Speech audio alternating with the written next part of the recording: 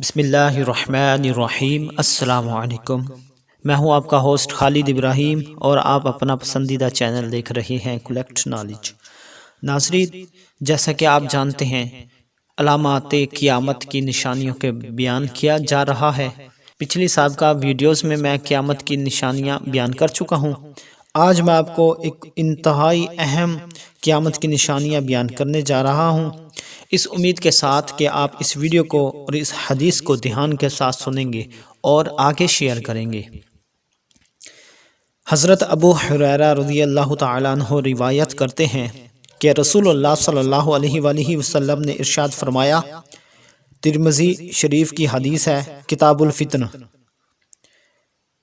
حضور علیہ الصلوۃ والسلام فرماتے ہیں، جب محصولات کو ذاتی دولت، امانت کو غنیمت اور زکوٰۃ کو تاوان سمجھا جانے لگے گا، غیر دینی کاموں کے لیے علم حاصل کیا جائے گا، مرد اپنی بیوی کی فرما برداری کرے گا اور اپنی ماں کی نافرمانی، اپنے دوست کو قریب کرے گا اور اپنے باپ کو دور، مسجدوں میں آوازیں بلند ہونے لگیں گی، قبیلے کا بردکار شخص ان کا سردار بن بیٹھے گا اور ذلیل آدمی قوم کا لیڈر یعنی حکمران بن جائے گا، اور آدمی کی عزت محض اس کے شر سے بچنے کے لیے کی جائے گی۔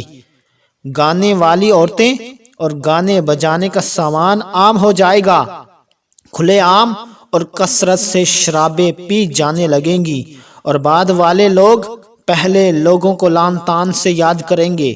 اس وقت سرخ آندھی، زلزلے، زمین میں دھنس جانے، شکلیں بگڑ جانے، آسمان سے پتھر برسنے اور طرح طرح کے لگاتار عذابوں کا انتظار کرو۔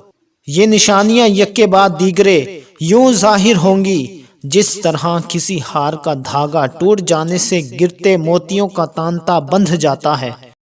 تو ناظرین، ترمذی کی حدیث سے یہ بات عیاں ہو جاتی ہے کہ میرے آقا علیہ السلام کے ایک ایک کلمہ کا بغور جائزہ لیں اور دلوں میں جھانک کر اپنے اور اس معاشرے کے احوال کا تجزیہ کرتے جائیں تو 1500 سال پہلے میرے آقا علیہ السلام نے فرمایا، اللہ کی عزت کی قسم، یوں لگتا ہے کہ آج کا زمانہ مصطفیٰ علیہ السلام کی آنکھوں کے سامنے تھا۔